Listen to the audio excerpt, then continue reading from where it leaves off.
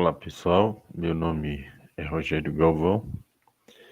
A gente está na aula 9 do Economia Passo a Passo. Bom, esse curso, como eu venho falando nos vídeos, ele começa com os conceitos básicos de economia, concatena as ideias principais, relaciona tudo isso com as análises econômicas mais iniciais. A gente então falou sobre os conceitos de economia, bens econômicos, modelo econômico, agentes econômicos, e aí a gente apresentou o primeiro modelo, que é o modelo do fluxo circular de renda, insumo, produto numa economia fechada sem governo, que no fundo ela analisa a relação de dois agentes, empresas e famílias, que diz respeito a dois mercados possíveis: mercado de bens e serviços e mercado de fatores de produção. Como é que funciona a circulação da renda, dos insumos e dos produtos. Isso aí está nas aulas anteriores. Depois a gente falou sobre o modelo de Hicks, de oferta, de demanda, oferta e equilíbrio.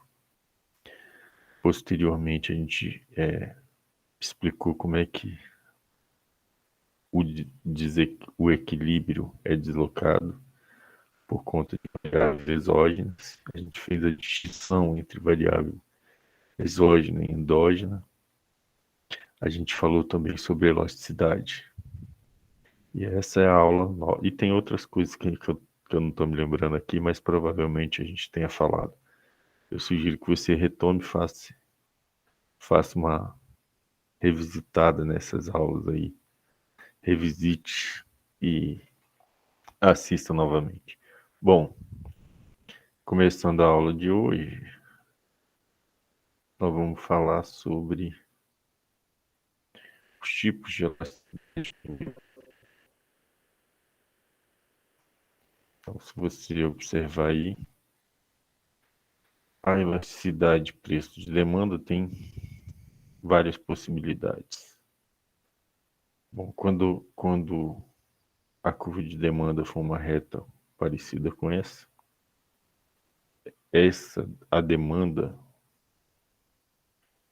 a elasticidade aqui, num bem que tem esse comportamento, isso aqui significa que a quantidade produzida, ela é fixa, independente da variação de preço. O que mais se aproxima disso na vida real são remédios vitais, né, ou tratamentos vitais. Por exemplo, o, o paciente de insulina, consumidor de insulina, ele vai ter essa quantidade diária de insulina produzida, independentemente do preço, porque a alternativa que ele tem, se ele não consumir a quantidade, essa quantidade é a morte dele. Não existem produtos ou bens substitutos, e esse bem, ele é tão, a utilidade dele é infinita. Então, nesse caso, que eu imagino que seja um dos poucos casos que a demanda vai ser perfeitamente inelástica. Inelástica significa que o coeficiente de elasticidade dele seja zero. Os impactos no preço não provocam qualquer impacto percentual nas quantidades. Depois você tem uma demanda bastante inelástica, mas não perfeitamente. Isso aqui é um ponto praticamente teórico. Eu acho que o produto que mais se aproxima disso é um bem vital. Mas existem demandas inelásticas. Por exemplo, um bem que não tem quase substituto, por exemplo, viagens, a gasolina, por exemplo.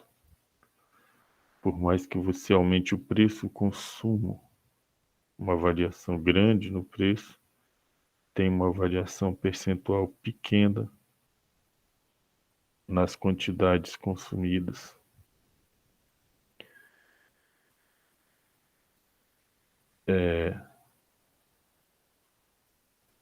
A demanda de elasticidade unitária significa que o coeficiente de elasticidade é igual a 1. Ou seja, o mesmo percentual que eu variar no preço, eu vou ter de variação nas quantidades consumidas. Uma demanda bastante elástica é aquela que uma variação pequena nos preços provoca uma variação percentual muito grande nas quantidades. E o último tipo é a demanda perfeitamente elástica, onde a elasticidade dela é infinita. Seria aquele bem que tem inúmeros substitutos, qualquer variação, substitutos perfeitos, e qualquer variação no preço provocaria uma variação absurda nas quantidades. Então são esses tipos, perfeitamente inelástica, quando o coeficiente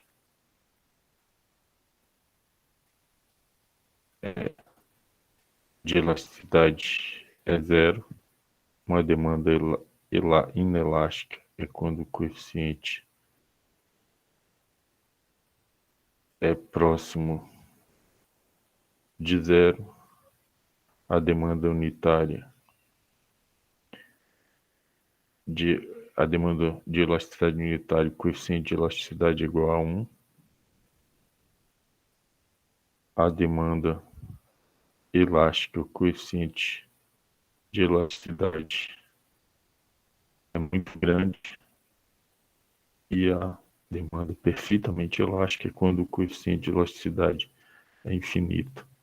Lembrando que ele sempre vai ter o sinal negativo. Para analisar aqui, a gente analisa em módulo, ou seja, o sinal é só para dizer que a demanda é uma relação inversa entre preço e quantidade, e, e o resto, e aí você analisa o número em módulo.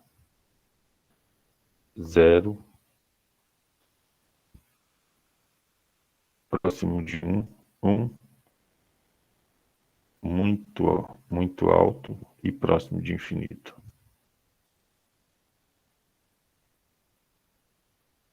Bom, aqui a gente vai analisar outro tipo de modelo, a demanda walrasiana.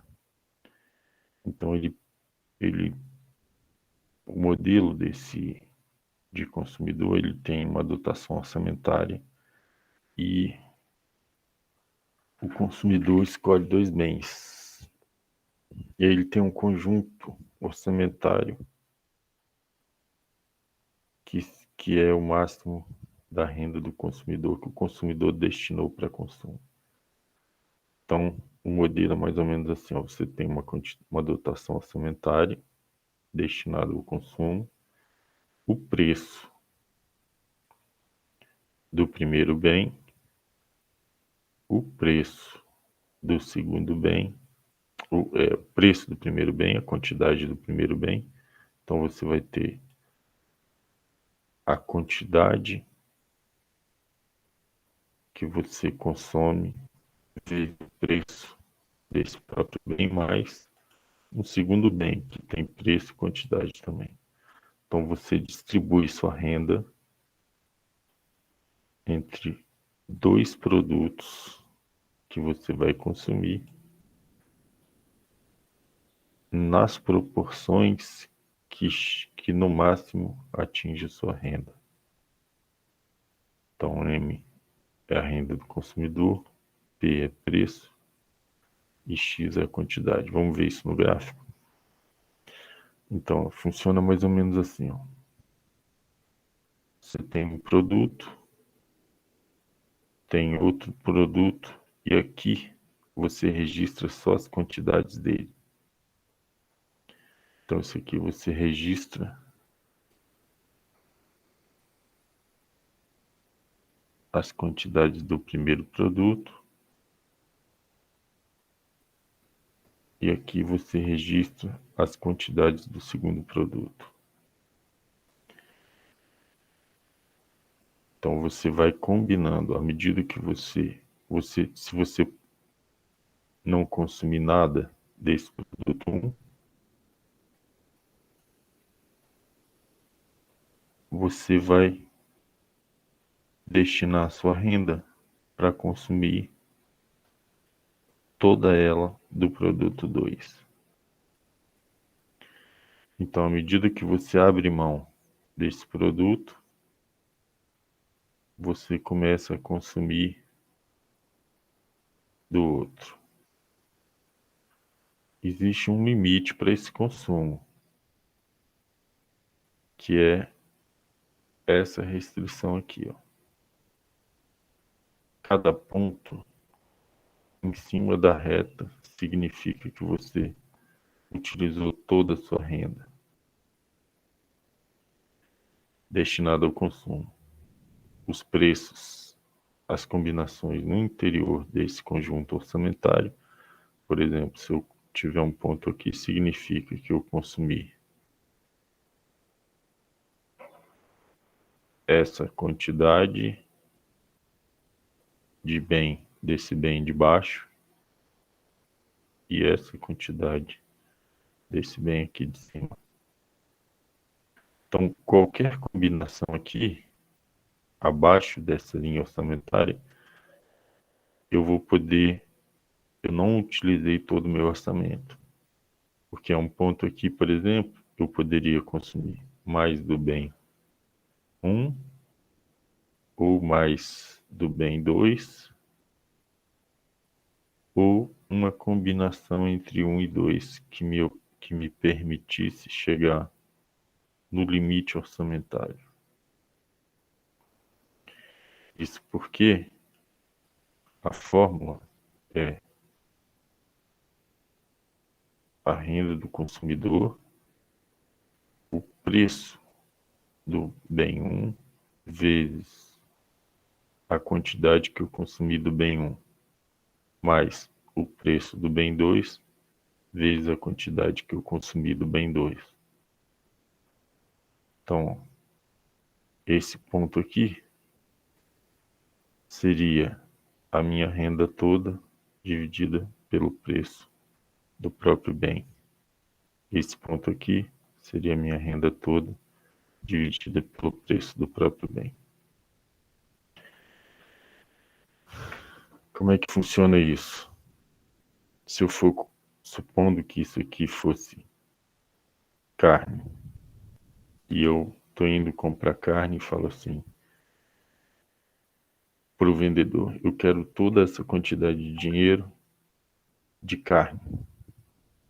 Como é que eu calculo quantos quilos de carne o cara vai levar? Eu pego o dinheiro todo, R$ 100, divido pelo preço do quilo da carne para saber qual é a quantidade de carne máxima que eu posso levar.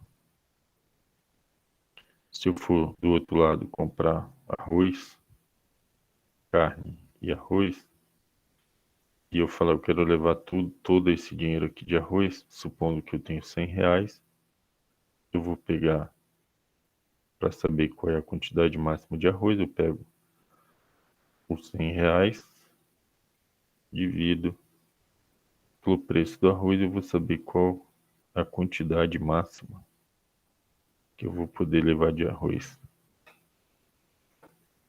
Se eu quiser levar menos arroz e um pouco mais de carne, eu vou fazer essa fórmula aqui.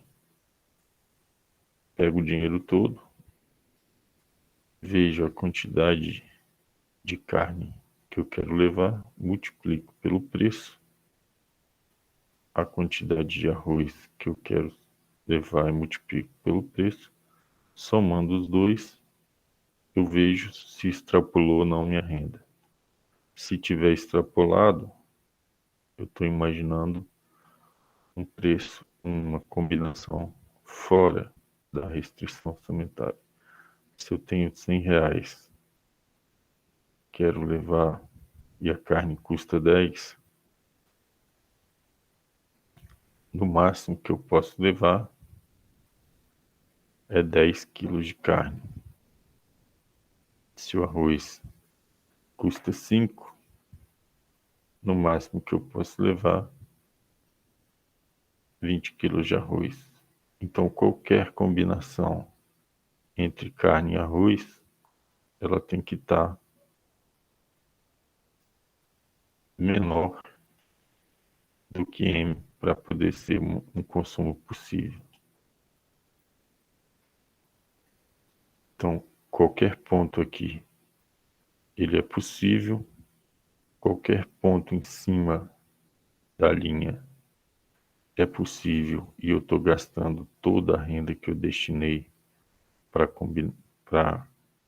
o consumo desses dois bens, eu estaria aqui no limite, eu estaria qualquer ponto, qualquer combinação em cima da reta, eu estaria gastando os R$ 100 que eu destinei para carne e arroz. Qualquer ponto abaixo, dentro desse orçamento, eu estou gastando menos do que eu destinei, menos de R$ 100. Qualquer ponto abaixo da curva, sem tocar a curva, eu estou gastando menos de R$ 100. Como é que eu calculo essa combinação? Pela forma, pego minha renda, preço do bem da carne, por exemplo, quantidade de carne, preço do arroz, quantidade de arroz. Multiplico e somo, eu vou ter quanto que eu gastei. E um ponto fora daqui, qualquer combinação acima disso, é uma combinação impossível com a renda prevista. Se eu destinar R$ 100, eu só posso gastar até essa combinação aqui em cima da reta, ou combinações que eu gaste menos que R$ 100. Se eu tiver um ponto aqui, significa que eu gastei mais de R$ 100 para consumir.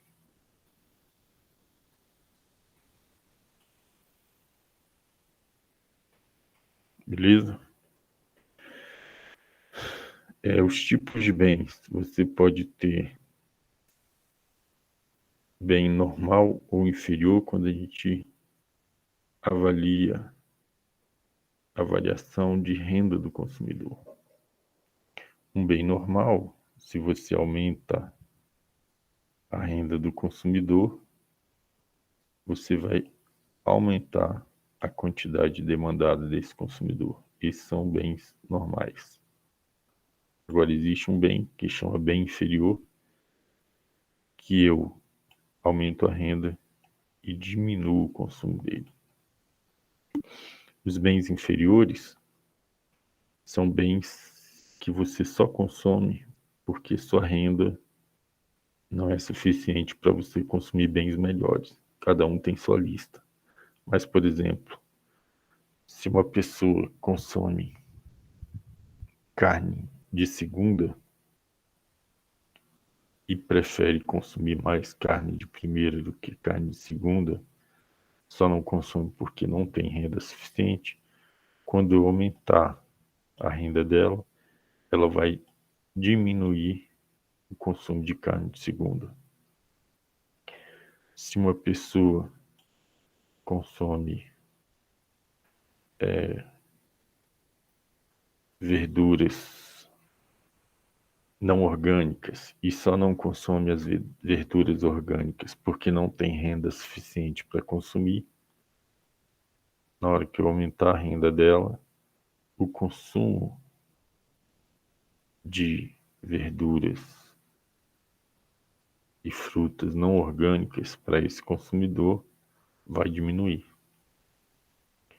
Da mesma forma que se eu reduzir a renda dele, esse consumo de bens inferiores vai aumentar. Então, os bens inferiores são bens que você só consome porque não tem renda suficiente para consumir os bens normais. É mais ou menos autoexplicativo os nomes, né? Eles também podem ser complementares ou substitutos no que diz respeito às variações dos preços de outros bens. Se o preço do outro bem sobe e a quantidade do bem que eu estou analisando também sobe, o outro bem com o bem que a gente está analisando são bens complementares, são consumidos em pares. Se eu aumento o preço,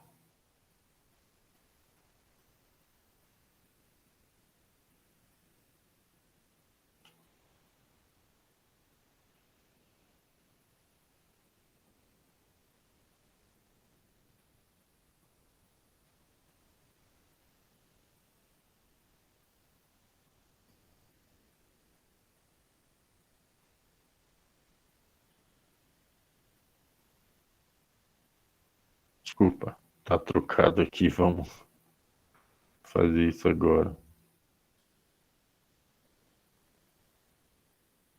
Vamos lá. Não decoraram ainda, né? Tá trocado. Eu tava achando estranho isso daqui. É assim, ó. A relação de complementares e substitutos é essa. Beleza? Porque como funciona isso aqui, ó? O preço do outro bem, vamos supor que celulares e baterias e cabos de celulares. Se eu aumento o preço do celular, que vai acontecer com a quantidade de celular? Vai cair. Como eles são complementares, celular e cabo de celular, o consumo de cabo também cai. Então, eles são bens complementares.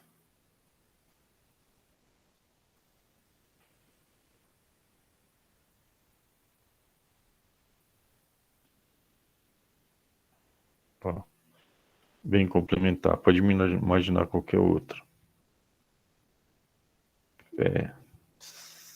Sei lá, salgadinho e cerveja. Se eu aumento o preço da cerveja, o consumo da cerveja cai e a quantidade de petiscos e salgados que acompanham a cerveja também vai cair. Se eu aumento o preço dos automóveis, o consumo de automóvel vai cair e a revisão de automóvel também vai diminuir. São bens consumidos em pares, bens complementares. Se eu aumento o preço, desculpa,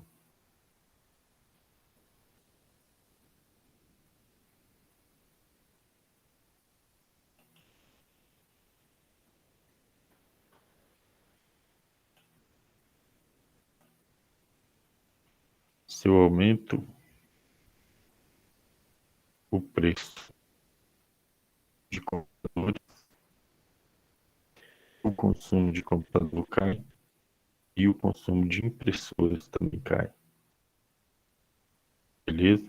Então essa é a relação de complementaridade. É uma relação inversa entre o preço de um bem e o consumo de outro bem. Quando isso acontece, eles são bens complementares. Bens substitutos.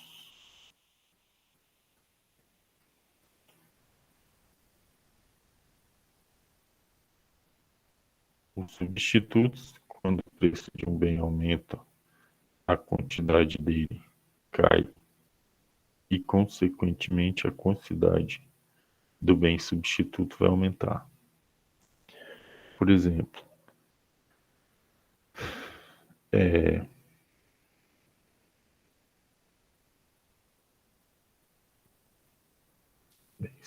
bens substitutos, carne e frango, carne e carne de frango, por exemplo.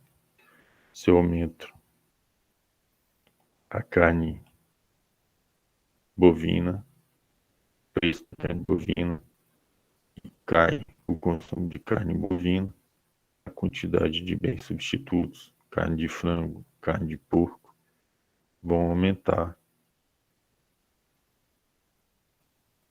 Então existe uma relação direta entre o preço de um bem e a quantidade demandada dos bens substitutos desse bem. Tranquilo? Outro conceito que a gente vai ver aqui é o conceito de utilidade.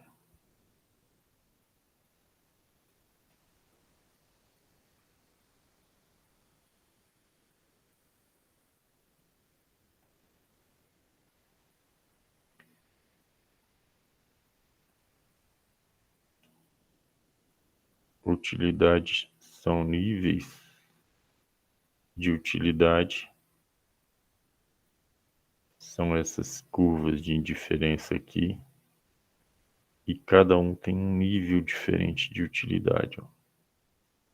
Essas combinações aqui me traz esse nível de utilidade de consumo. Essas combinações aqui me trazem um nível de utilidade melhor. E essa aqui, um nível ainda melhor. Então, a utilidade, ela vai aumentar o nível de utilidade que eu tenho com relação ao consumo desses dois bens, ele vai ser tão melhor quanto mais afastado da origem. Então, ó,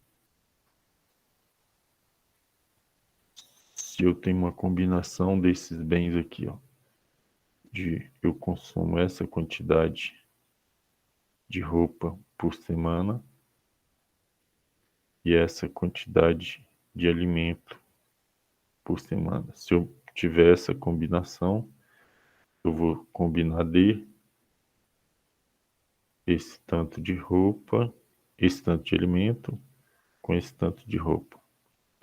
Esse é o nível D. É o nível, a utilidade 1. Essa combinação de roupa e de alimento me traz esse nível de utilidade. Qualquer combinação em cima dessa curva de indiferença, de utilidade, me traz esse nível de satisfação, esse nível de utilidade. Qualquer combinação acima, mais distante da origem, vai ser melhor que a utilidade anterior. Então, a combinação B traz mais utilidade do que a combinação D. A combinação A traz mais utilidade que B e mais que D. Então, quanto mais afastado da origem, maior o nível de utilidade daquela combinação de bens consumidos. E qualquer combinação que tiver em cima dessa curva, por exemplo, essa combinação aqui, ó, essa nova combinação, ou qualquer um, por exemplo, o ponto C imaginário aqui, essa combinação é tão boa quanto essa. E é menor do que essa, que é menor do que essa. Um ponto aqui, um D, qualquer ponto em cima dessa curva aqui, ó, qualquer combinação, essa combinação, por exemplo, essa quantidade de vestimento e essa quantidade de alimentação, vai te dar um nível tão bom quanto B, um nível de utilidade menor que A e maior que D. Se eu tivesse um ponto imaginário aqui, essa combinação seria um nível de utilidade aqui, ó, maior do que as demais. Então, a utilidade, quanto mais distante, melhor. E se ela for equidistante, por exemplo, B e um ponto aqui,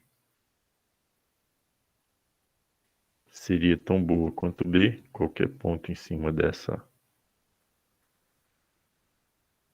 curva é tão boa quanto B, qualquer ponto em cima dessa curva é tão boa quanto A, e melhor do que as outras duas e pior do que uma terceira aqui, uma quarta aqui. Ok? Então é assim que funciona esse nível de utilidade. Existem algumas propriedades matemáticas para garantir que essas curvas sejam bem comportadas, ou seja, elas não se tocam, não se cruzam e são convexas.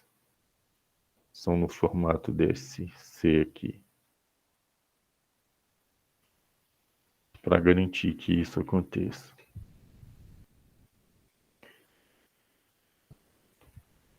A utilidade que os bens geram ao consumidor é representada pelas curvas de indiferença de um bem em detrimento do outro.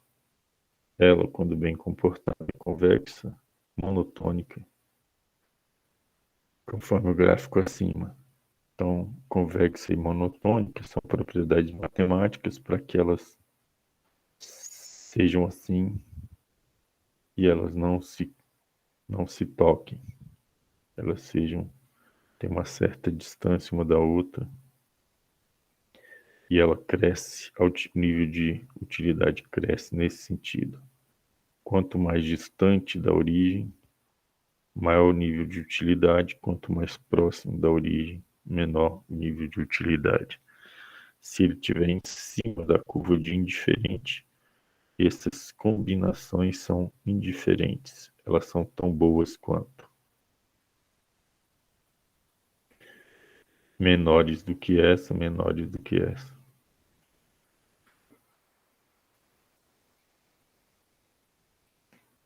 Aí aqui você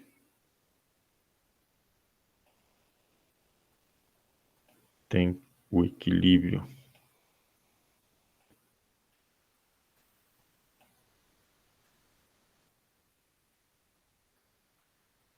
O equilíbrio, né?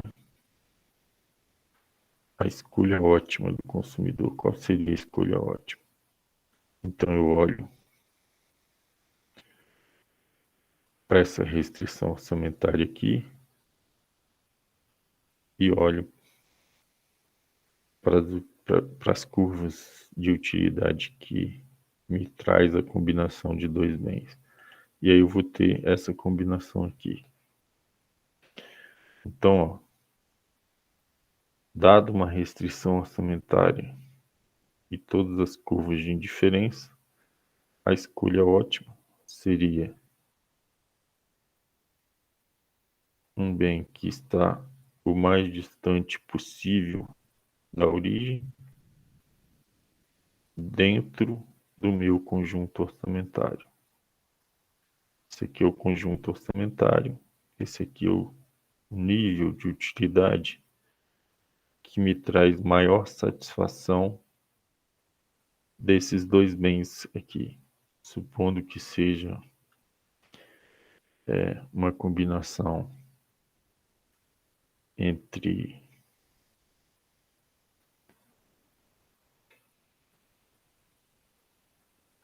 a quantidade de viagens que eu faço e a combinação de restaurantes que eu frequente, por exemplo. Então eu tenho essa restrição aqui para distribuir entre viagens e restaurantes. À medida que eu viajo muito, eu vou poder consumir menos restaurantes, saídas para restaurante. Se eu viajar toda a minha renda, eu não vou ter dinheiro para ir para restaurante. Se eu utilizar ela toda em restaurante, eu não vou ter dinheiro para viajar. Então, se eu tiver uma combinação entre viagens e restaurantes, você imagina que essa combinação ela é infinita aqui, né?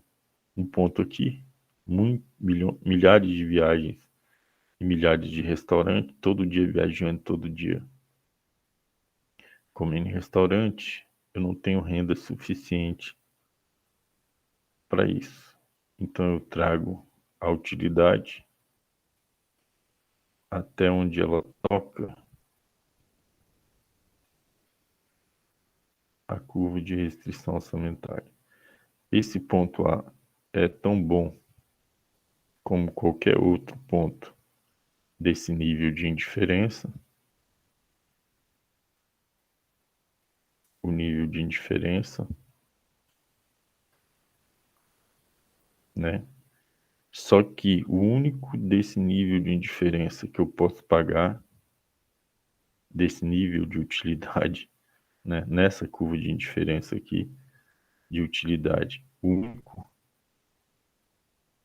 a única combinação possível de pagar seria essa A. Então eu tenho uma restrição orçamentária, uma série de níveis de utilidade, o que me traz mais utilidade dentre os que eu posso pagar é esse aqui. Esse aqui seria tão bom quanto, mas eu não posso pagar por ele. Essa combinação aqui, eu posso pagar por ela. E é tão bom quanto qualquer outro acima. E seria a melhor combinação para os meus níveis de utilidade. Se eu tivesse um ponto aqui, ó, ele também, eu posso pagar também qualquer ponto em cima da restrição orçamentária, eu posso pagar por ele, utilizando toda a minha renda destinada a viagens e restaurantes. Qualquer ponto em cima dessa reta eu poderia pagar. Só que um ponto aqui, visivelmente, ele é menos preferido que qualquer ponto assim em cima da curva de indiferença onde está o ponto A. Um ponto aqui também. Um ponto aqui seria melhor, mas eu não posso pagar por ele. Então, qualquer ponto abaixo desse nível de utilidade é pior para mim. Eu poderia escolher uma combinação aqui.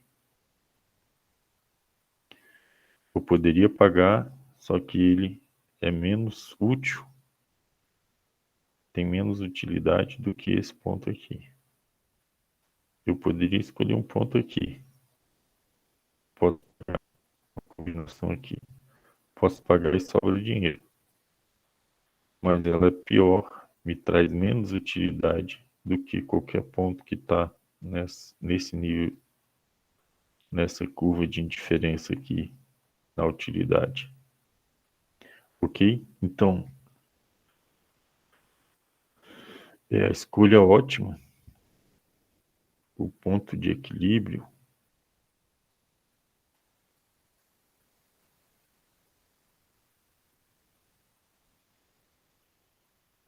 a escolha ótima, o ponto de equilíbrio desse modelo Valrasiano seria um ponto em cima da restrição orçamentária que me trouxesse o maior nível possível de utilidade. Então, onde seria esse ponto? Onde a curva de indiferença mais distante da origem toca a restrição orçamentária. Então, esse seria o equilíbrio de Walras. A escolha ótima consiste numa escolha em que o consumidor tem maior utilidade dentro das possibilidades que ele pode pagar. O ponto A é a melhor escolha do consumidor. Ponto A seria esse, certo? Então aqui termina mais uma aula de economia passo a passo. A gente viu hoje então os tipos de elasticidade de preço da demanda nos gráficos, quando ela é perfeitamente inelástica, unitária, elástica e perfeitamente elástica. A gente viu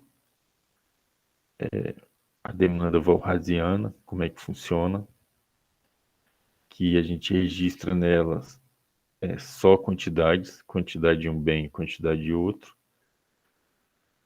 Tem uma dotação orçamentária para distribuir as combinações entre esses bens, tem as possíveis, que são dentro do orçamento, as impossíveis, que extrapolam o orçamento,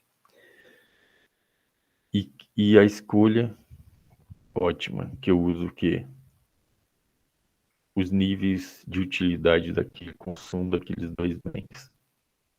Quando eu combino a utilidade com a restrição orçamentária, eu tenho um ponto ótimo, um ponto de escolha ótimo, que seria a maior utilidade que aquela combinação desses dois bens me traz e que eu posso pagar por ela. Esse é um resumo. Se você sentir dificuldade, assiste de novo. Se você quiser fazer pergunta, comenta aí embaixo, que eu vou responder para você. Então, até a próxima.